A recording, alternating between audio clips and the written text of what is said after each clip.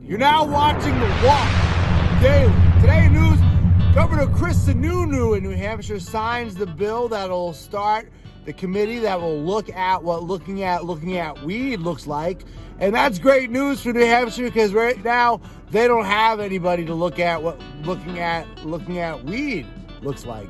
So at least then they'll know. And what they're going to do, I guess, is they're going to look at other states, and they're thinking they have something real special in New Hampshire because they're going to have a state-run model where the state grows weed and sells weed at stores and nobody else makes any money from it. And there's a reason why they probably don't want people to be selling cannabis in New Hampshire. First of all, there isn't any income tax, and unless you're going to buy property with your weed money, it doesn't benefit them. The other thing is there isn't any sales tax, so unless you're going to buy property with your sales tax money, it doesn't benefit them at all. But what they can do is they can arrest you, and then you have to come up with court fines and pay fees. So they really don't want to legalize cannabis, you would assume, because they have a budget they have to keep going, and they don't really make much on their budget because things aren't going so good here in New Hampshire. Especially with the rising energy costs, everyone's feeling them, and it's very difficult, and the property values are going through the roof, but people's jobs aren't paying them more, and it's actually kind of rough up here if you're not well connected with employment and have a place to live.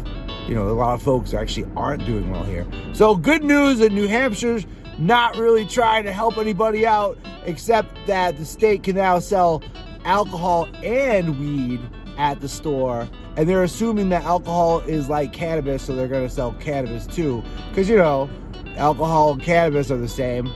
Also in news, a study comes out of California. The first federal study that looks at actually opioids versus cannabis, and people who are on opioids are actually choosing cannabis. And so it's a great study. It shows a lot of promise for people who aren't trying to use opioids. They use cannabis instead, and they stay off opioids. That's great news because right now we have a big problem. You know, New Hampshire, one of the things in New Hampshire that they had going was your doctor can tell you about medical marijuana, but first you have to try opiates.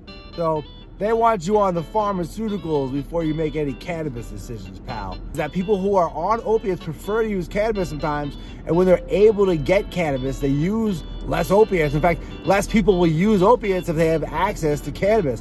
And a lot of people who are having trouble with addiction with opiates actually find a lot of relief in doing dabs. So dabs are a great way, it seems like, to get off of opiates. So they should actually encourage people to do more dabs. In fact, the law should be, before you try to take some opiates, you should probably do a few dabs. Also in news, a person was caught in Canada trying to bring 2,000 pounds of cannabis disguised as frozen waffles. They said they were going to deliver the frozen waffles to a place in Texas, and they had to make the trip all the way there with 2,000 pounds of frozen waffles that was actually not frozen waffles. It was actually cannabis. And this is the person's 5th or 6th time running cannabis disguised as frozen waffles down south, and I guess they caught on to the scheme. It sounds like the paperwork wasn't lining up on some of his previous frozen waffles deliveries, and so the authorities were suspicious of him, and they caught up to him, and they went through his truck, and it was 2,000 pounds of not frozen waffles, but actually cannabis. Well, that's a lot of weed. That's like a ton of weed. I think it's actually a ton. Thanks for watching The Walk Daily.